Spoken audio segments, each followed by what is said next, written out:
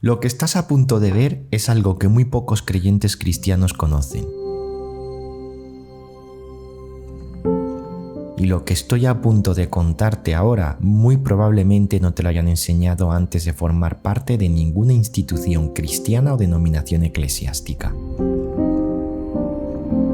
Da igual si eres creyente cristiano desde hace años o si estás a punto de formar parte de cualquier denominación. Deberías prestar atención hasta el final, porque lo que vas a descubrir a continuación te va a ayudar a comprender el cristianismo con un nuevo enfoque. Desde sus inicios, podríamos presentar al cristianismo como una religión que se centraba sobre todo en la atención de las necesidades físicas, emocionales y espirituales de los individuos. Se ayudaba a las viudas, se sanaba a los enfermos y se buscaba la consagración y la devoción más pura para mantener una comunión plena con Dios. De hecho, Santiago define a esto como la verdadera religión. La religión pura y sin mácula delante de Dios el Padre es esta: visitar a los huérfanos y a las viudas en sus tribulaciones y guardarse sin mancha del mundo. Santiago 1:27. Fue el propio Cristo quien enseñó esto a sus apóstoles: si el mundo os aborrece, sabed que a mí me ha aborrecido antes que a vosotros. Si fuerais del mundo, el mundo amaría lo suyo, pero porque no sois del mundo, antes yo os elegí del mundo, por eso el mundo os aborrece. Era una renuncia absoluta al estatus político, público, social y el pilar fundamental de un estilo de vida abnegado. Entonces Jesús dijo a sus discípulos: si alguno quiere venir en pos de mí, niéguese a sí mismo y tome su cruz y sígame. Durante mucho tiempo los cristianos fueron perseguidos por estas creencias, por estas formas de pensar. Pero con la llegada de Constantino en el siglo IV después de Cristo, los cristianos son, liberados de todas esas persecuciones y las barreras que les impedían a ellos llevar una vida normal y cotidiana son quitadas. Esto les permite a los cristianos acceder a cuotas de poder antes inimaginables. Por ejemplo, los cristianos después de la llegada de Constantino y de sus edictos y de sus leyes, los cristianos pueden acceder al poder político. Esta es la primera vez que se da esto. Al ser la religión oficial del imperio, los obispos pueden alcanzar una cuota de influencia que antes no tenían dentro de la sociedad romana. El cristianismo comienza a desviarse entonces de sus orígenes. Ya no es el foco principal la palabra de Dios, las enseñanzas de Jesús, sino que el foco principal es comenzar a ejercer mayor influencia sobre la sociedad a través de altos cargos dentro del sector político, del ámbito político. Y esto evidentemente trae como consecuencia una pérdida de valores y una pérdida de identidad, puesto que se tiene que hacer una amalgama de ideas, de pensamientos y una fusión de creencias que no estaban estipuladas dentro de las creencias fundamentales ni tampoco sustentadas por la palabra de Dios, la base y el fundamento de la fe cristiana durante siglos, pero que ahora quedaba totalmente en un segundo plano o incluso un tercer plano. La palabra de Dios no tenía casi apenas valor dentro de esta nueva religión que se estaba conformando. Resuenan los ecos de cultos paganos que la Iglesia no combate abiertamente, prefiere plasmarlos e incorporarlos a la propia doctrina.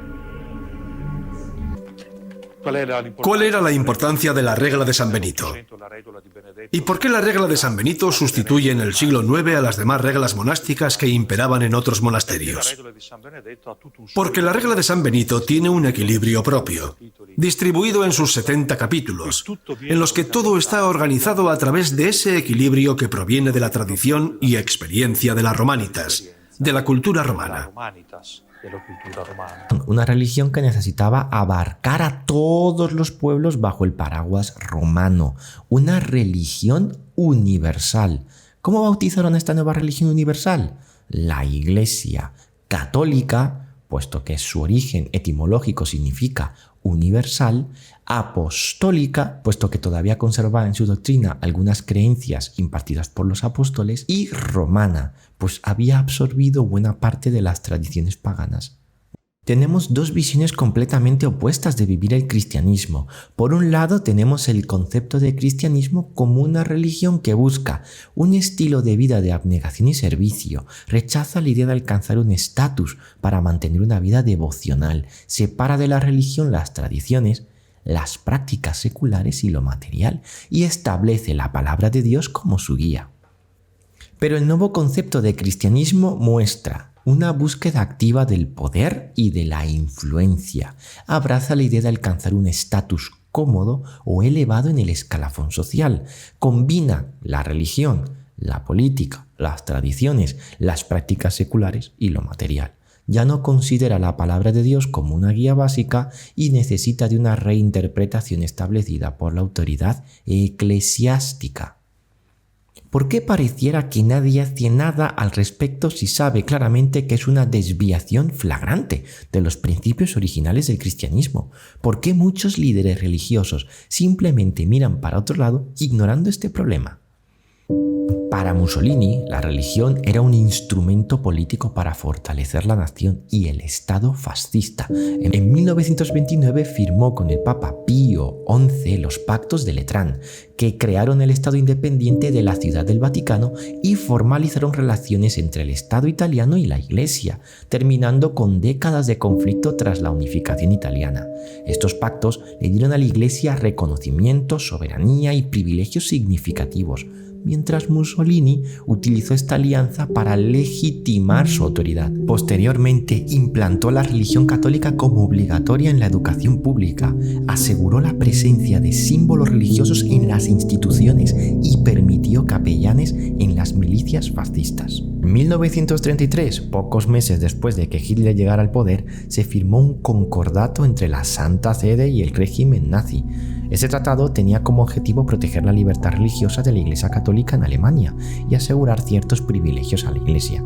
Fue firmado por el cardenal Eugenio Pacelli, futuro Papa Pío XII, y el vicecanciller alemán Franz von Papen. La Iglesia, que hasta entonces había sido hostil al nazismo, terminó aceptando el concordato, lo que se interpretó como una forma de legitimar el régimen nazi en el ámbito internacional y reducir la oposición interna al nazismo en Alemania. En España, otro ejemplo, la dictadura franquista utilizó el nacionalcatolicismo para legitimar su poder, imponiendo la religión católica como parte del Estado y reprimiendo otras manifestaciones religiosas y disidencias, lo que implicó violencia y persecución particular contra opositores religiosos durante la Guerra Civil y después. Ese tipo de presión social, este tipo de presión sobre la gente, esta idea de tratar de inculcar, de tratar de imponer ciertos dogmas, pintándolos como que son cristianos, hizo que mucha gente comenzara a repudiar la religión y sobre todo a la religión católica, a la Iglesia católica, puesto que era la que más tenía influencia todavía en esa época y todavía a día de hoy sobre Occidente, ¿no? Y entonces la gente comienza a hacerse una idea errada de lo que son los valores cristianos, puesto que vienen dados como imposiciones, y eso a la gente le causa muchísimo rechazo y una gran y profunda desconfianza, heridas que van a ser muy difícilmente sanadas en épocas posteriores. Aquellas generaciones estaban haciendo una idea equivocada del carácter de Dios. El Cristo de la Biblia se había convertido en el enemigo número uno de la sociedad. Había aborrecimiento por los asuntos religiosos.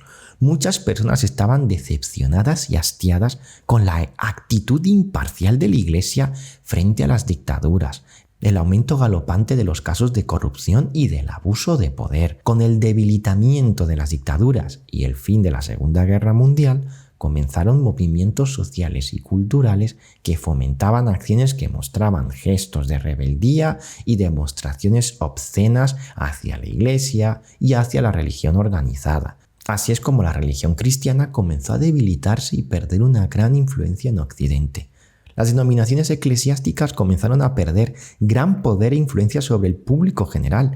Las personas veían al cristianismo como un estorbo y un obstáculo en el desarrollo personal.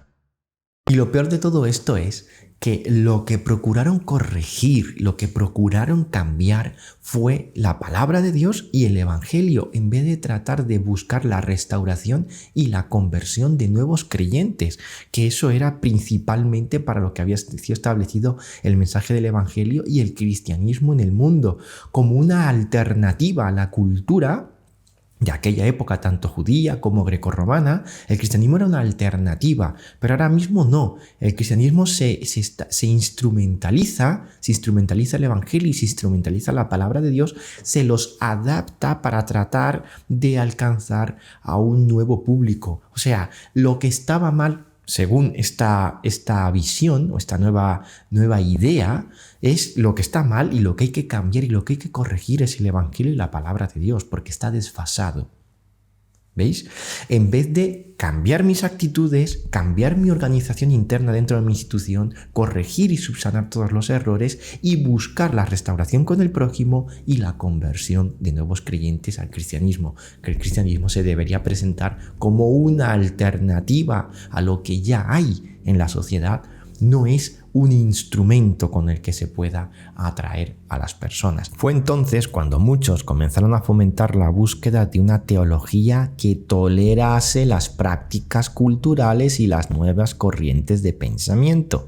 En 1962, el Papa Juan XXIII, con la intención de renovar la Iglesia Católica para que pudiera conectar mejor con el mundo moderno, convocó al Concilio Vaticano II, que tenía por objetivo transformar la Iglesia para adaptarla a los movimientos más populares. José Míguez Bonino fue el único representante protestante latinoamericano que asistió a aquel encuentro, miembro de la Iglesia Metodista. Fue nombrado director de la antigua Facultad Evangélica de Teología un año antes de que dieran inicio los eventos del Concilio Vaticano II. Quédate con este dato, porque lo vas a entender todo mucho mejor más adelante. Los jesuitas hicieron esfuerzos por establecer contacto con los principales líderes protestantes, allanando el camino a una futura conciliación mundial entre denominaciones cristianas. El propio Míguez Bonino dio fe de ello, afirmando que poco después del anuncio del concilio, el Papa creó el llamado Secretariado para la Promoción de la Unidad de los Cristianos, nombrando como presidente del mismo al anciano cardenal Augusto Bea, un jesuita alemán que había tenido oportunidad de contacto con teólogos y hombres de iglesia de las distintas confesiones cristianas. No solo asistieron a dichas reuniones los metodistas, la invitación llegó a la Iglesia Anglicana Episcopal, a la Alianza Mundial Presbiteriana y a la Alianza Luterana Mundial. Aunque no fueron invitados de manera oficial, también asistieron los adventistas del séptimo día, todos ellos con pase de prensa. Entre ellos, el editor de la revista Sign of Times, Arthur S. Maxwell, el director de educación de la División Noreuropea y África Occidental, Bert Beverly Fitch, y el representante del Departamento de Libertad Religiosa, Kenneth H. Lowen. También los acompañó Raymond F. Cottrell de la revista Review and Herald. Para garantizar el aumento de la influencia, el número de feligreses y la retención de los creyentes que ya asistían a la iglesia se esparcieron sobre todas las universidades del mundo nuevas corrientes teológicas, entre ellas dos muy destacadas: la teología de la liberación, que reducía el evangelio a una lucha política por la justicia social, minimizando la dimensión espiritual de la salvación, haciendo análisis marxistas e incluyendo conceptos como la lucha de clases, una teología que fue usada abiertamente por el Papa Francisco, por ejemplo, y también otra segunda corriente teológica muy dañina, como fue el relativismo teológico. El relativismo provocó desorden generalizado respecto de la verdad y debilitó los fundamentos de la fe cristiana, llevando a la pérdida del sentido de identidad religiosa. Quédate con esto: el relativismo teológico provoca una pérdida del sentido de identidad religiosa, algo que te ayudará a comprender lo que pasó en años posteriores. Durante y después del Concilio Vaticano II, todo cambió radicalmente. Un compendio de nuevas ideologías irrumpieron en prácticamente todas las denominaciones cristianas del mundo, y todos esos cambios lo que provocó fue la mayor debacle del cristianismo de nuestra era. Supuestamente conseguirían un incremento de los feligreses, enriquecimiento en los diversos campos misioneros, llevar el evangelio a más personas en todo el mundo. Sería algo positivo para la sociedad y para la religión. Eso es lo que según decían.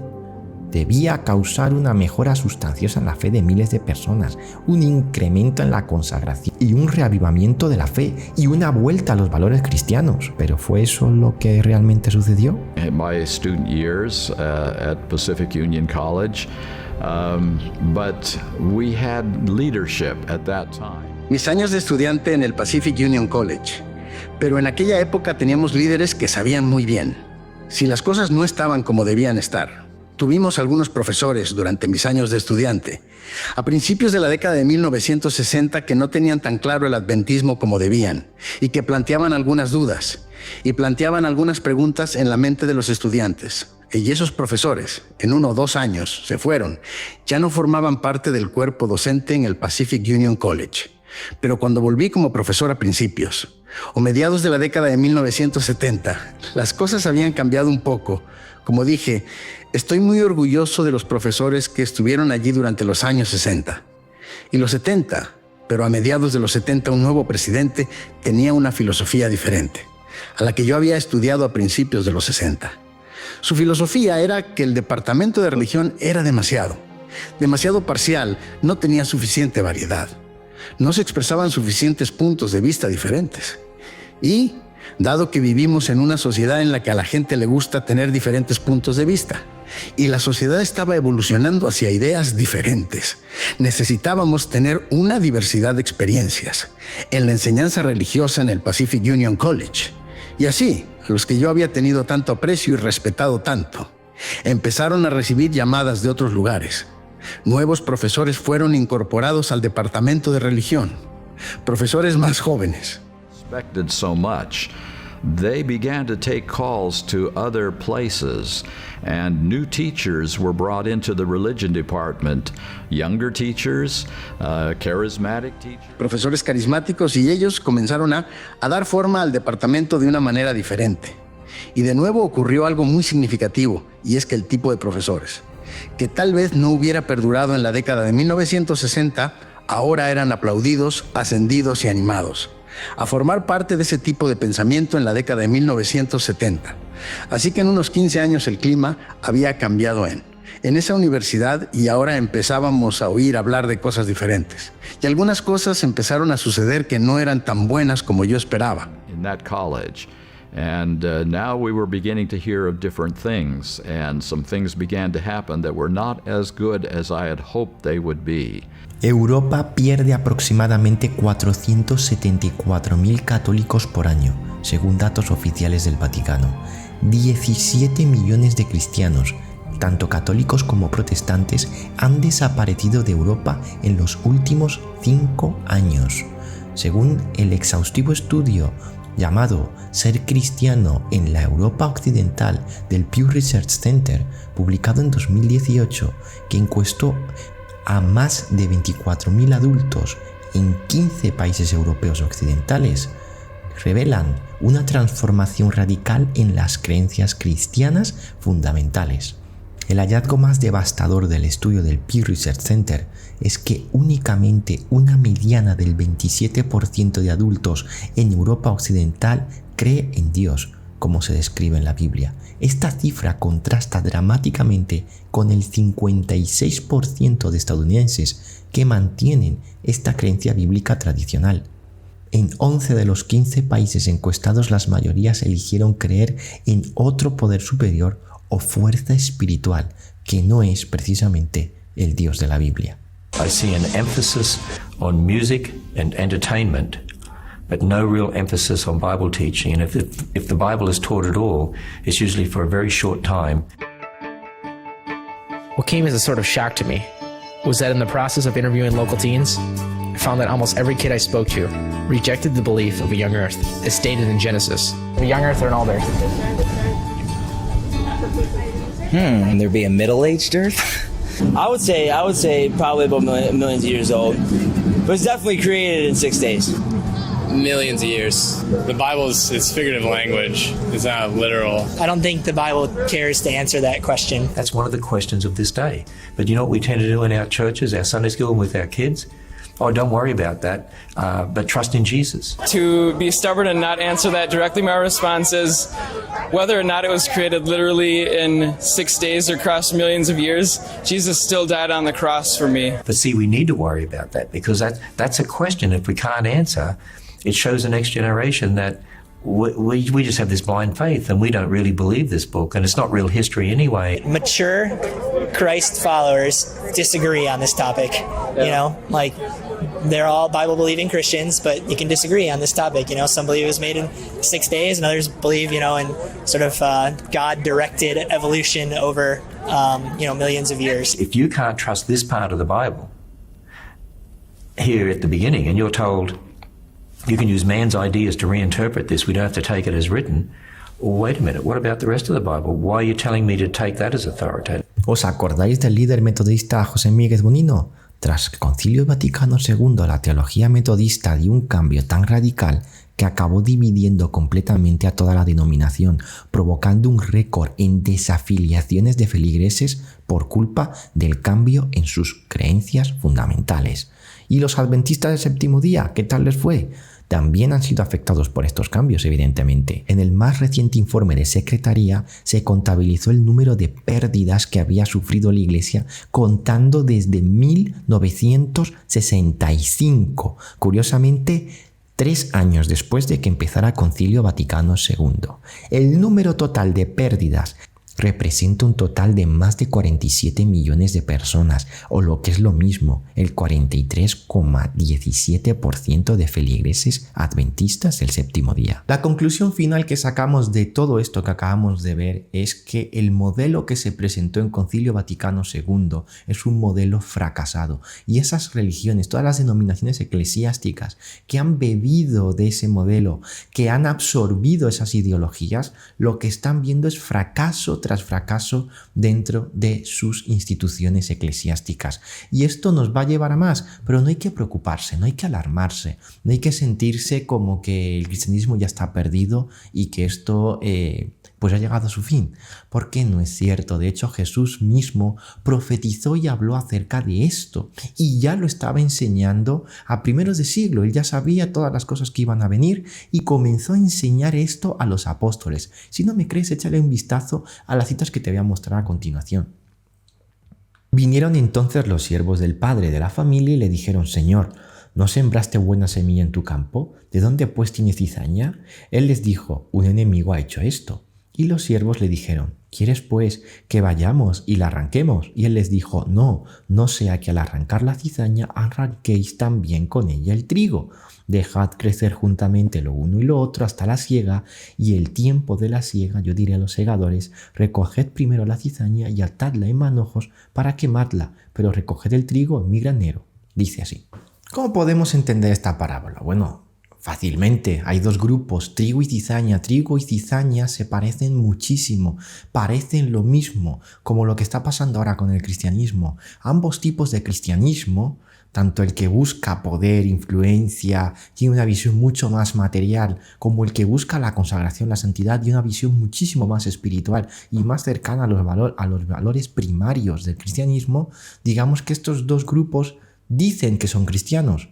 Cada cual dice que es cristiano, cada cual se coloca esa etiqueta a sí mismo, se coloca esa identidad, aunque Dios sabe perfectamente quién es verdaderamente cristiano y quién no, y por eso le dice a los segadores: esperad hasta que crezcan para que veamos los resultados de las obras de cada cual. Vamos a ver los frutos, porque también en otros textos Jesús mismo dice: por los frutos los conoceréis, por sus frutos los conoceréis. Así que vamos a dejar que esto crezca y vamos a ver realmente si están guardando las indicaciones, las instrucciones que Jesús dio, o si se están inventando su propia religión. Y Dios lo sabe, Dios conoce muy bien esto. Y dice que hay un tiempo de siega, un tiempo de separación, un tiempo de zarandeo. Y eso es lo que estamos viviendo en estos momentos, como ya habéis visto en los datos anteriores. Vemos cómo cada vez más estos grupos no se soportan y se están separando, como le pasó a los metodistas, ¿no? Cómo se separan denominaciones eclesiásticas enteras, incluyendo también a la Iglesia Católica, que cualquiera podría decir que que en la Iglesia Católica no hay ningún tipo de problema de este tipo. Sí que estamos viendo dentro de los enfrentamientos que hay entre los tradicionalistas y también las personas que quieren tener una corriente un poco más liberal, más cercana a las ideologías y a la corriente de pensamiento del Papa Francisco, ¿no? Entonces tenemos que tener en cuenta que eso es lo que estamos viviendo hoy, un tiempo de zarandeo. Fijaos las palabras de Cristo, que pueden sonar un poco duras en este sentido, pero que narran una realidad. Fijaos lo que dice Jesús: todo el que me dice Señor, Señor, entrará en el reino de los cielos, sino el que hace la voluntad de mi Padre que está en los cielos.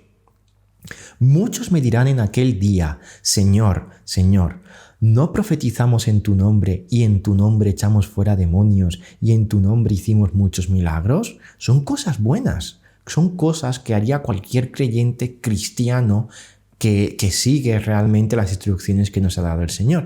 Todas esas cosas son positivas, son correctas, moralmente correctas, pero ¿cuál es el problema de esto? Que esas cosas que se están haciendo no se están haciendo de corazón, sino por apariencia, por ganar favores, ya sea de los hombres o favores divinos. Fijaos cómo responde Jesús a estas personas que supuestamente han hecho realidad acciones correctas, acciones moralmente adecuadas para un creyente cristiano. Fijaos cómo les responde, dice: y entonces les declararé, nunca os conocí, apartaos de mí, hacedores de maldad. Un hacedor es una persona que hace, ¿no? Que realiza, que ejecuta. Ellos son ejecutores de maldad, hacen maldad. Pero lo que ellos han dicho con su boca es que hacen cosas buenas. No obstante, en su corazón, en lo privado, en lo oculto, fuera de la vista del público, cometen una gran iniquidad, un gran pecado. Hay una gran corrupción dentro de este grupo de creyentes. Sin embargo, de cara a la galería, de cara al público, hacen acciones que son correctas, que la gente ve como adecuadas, que la gente ve como acciones de personas nobles, consagradas y rectas. Una persona no puede dar lo que no tiene.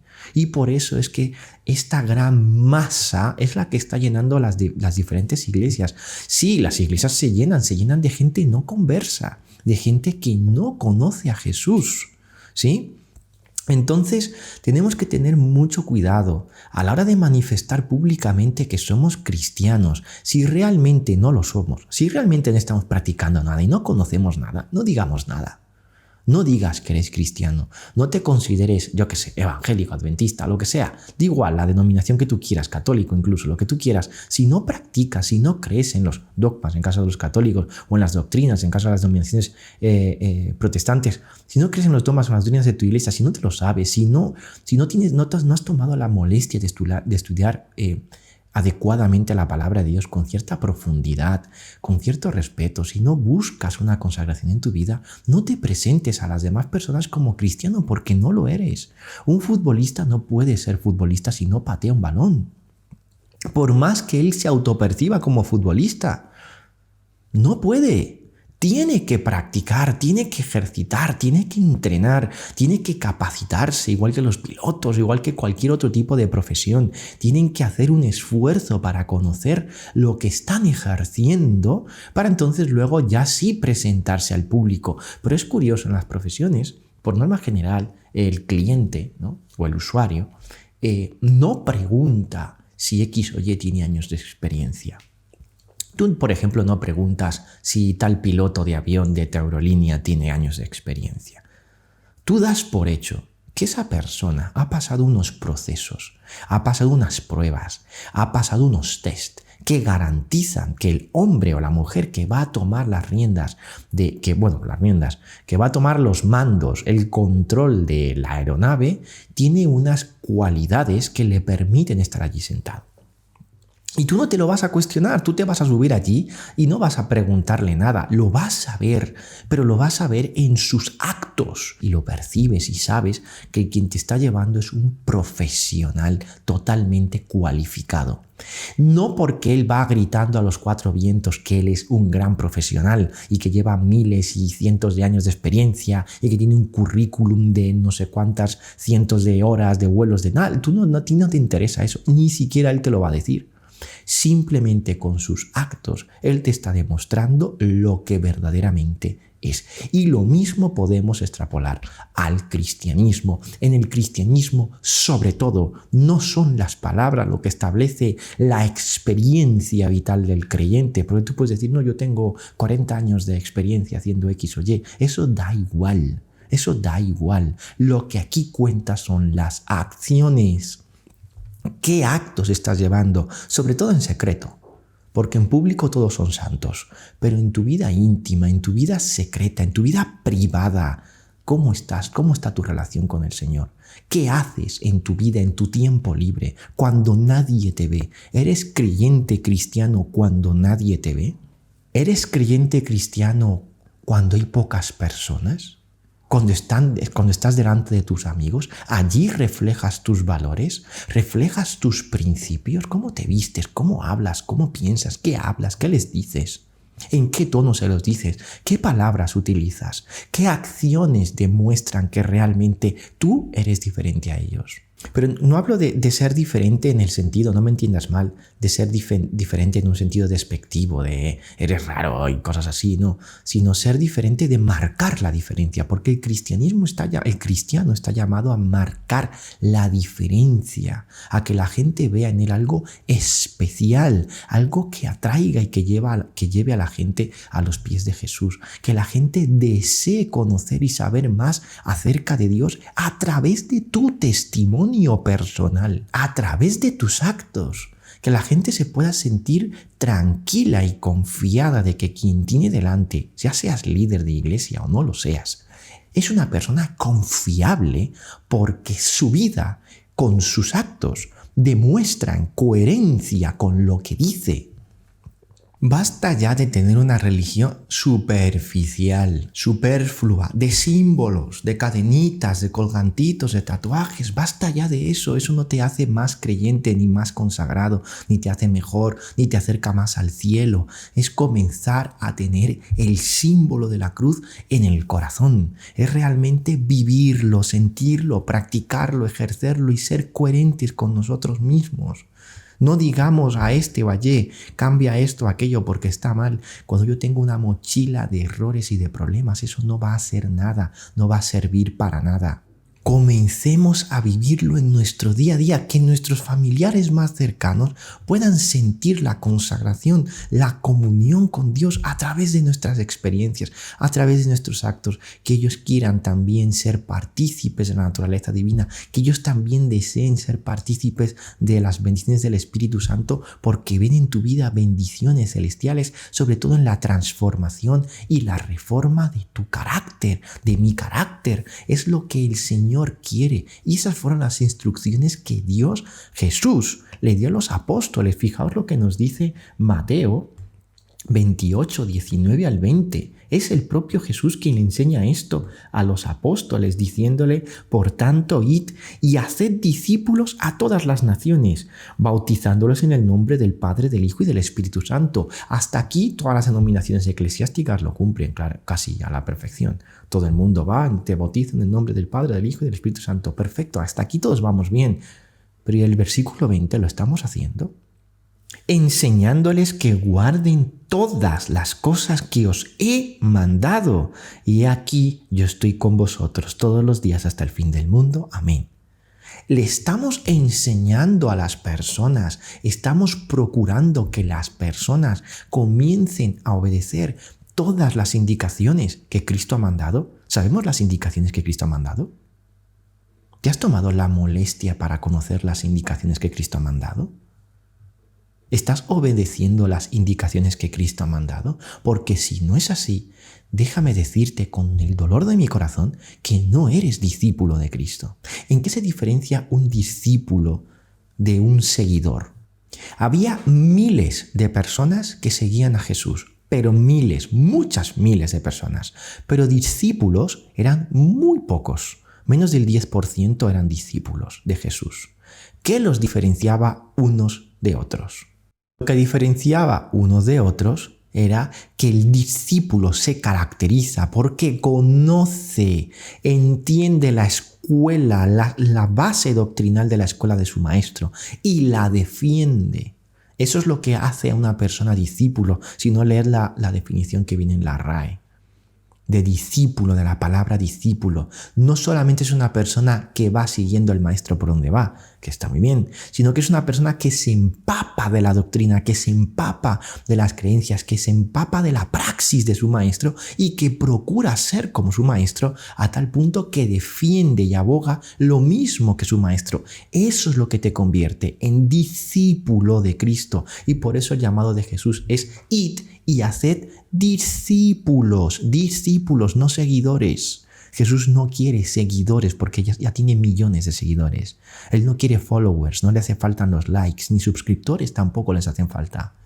Él lo que quiere son discípulos, gente que esté dispuesta a obedecer todas las cosas que Él ha mandado. No casi todas, todas. Y la pregunta es, ¿eres verdaderamente un discípulo de Cristo? ¿Entiendes lo que es ser un discípulo de Jesús? En la antigüedad se utilizaba la zaranda, ¿sí? Era una especie de aparato que permitía separar el trigo de la cizaña, por eso zarandeo viene de ese instrumento agrícola, ¿sí? Entonces Dios está con su zaranda zarandeando, separando trigo y cizaña, separando falso cristianismo de verdadero cristianismo, porque nosotros no tenemos la capacidad de juzgar, ni se nos ha llamado a juzgar a nadie. Yo no puedo decir tú eres cizaña, tú eres trigo, tú tal, yo no sé, porque a lo mejor cizaña soy yo, ¿eh? No lo sabemos. No lo sabemos, pero Dios sí lo sabe y Dios sí va separando a su pueblo. Y en Apocalipsis 18:4 se le llama una separación total. Se le pide Dios a su pueblo, a sus verdaderos creyentes, a los que escuchan su voz y saben por dónde va y van con Él y lo acompañan a todas partes. A ellos es a los que les dirige este mensaje y les dice... Decía, salid de ella, pueblo mío, para que no seáis partícipes de sus pecados, ni recibáis parte de sus plagas. Dios hace ese llamado a su pueblo, salid de Babilonia, salid de ella, no seáis partícipe de esa confusión, porque curiosamente Babilonia significa confusión. Es una confusión la que está habiendo ahora mismo dentro del cristianismo y Dios nos está llamando a apartarnos, a salir de esa confusión, a separarnos de esas cosas que se están haciendo, que sabemos que están mal. Y no hay ningún tipo de problema, no es algo por lo que tengamos que tener miedo, ni es algo que se le ha escapado del control a Dios. Dios todo lo ha dejado registrado y ya lo sabía totalmente y perfectamente. En su santa palabra queda registrado y en las profecías también. Debemos salir, separarnos. Esa separación, curiosamente, esa división, esa fragmentación en dos grupos totalmente diferenciados de cristianos fatuos, de cristianos falsos frente a cristianos consagrados, esa separación produce unidad. Es curioso. La división provoca unidad.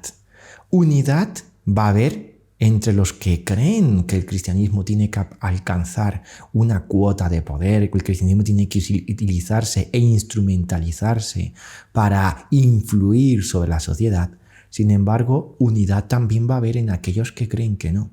Y se van a unir en dos bandos, cada uno va a tomar su libre decisión. Tú eres libre de decidir en qué bando quieres estar. Pero Dios es muy claro. Dios desea un pueblo que esté dispuesto a obedecer todas las instrucciones que Él ha dejado y Dios está dispuesto a acompañarnos, no está dispuesto a ayudarnos a entender los valores y los principios reales y genuinos que están en la palabra de Dios. Si te ha gustado este vídeo, no se te olvide compartir para que más personas conozcan la verdad.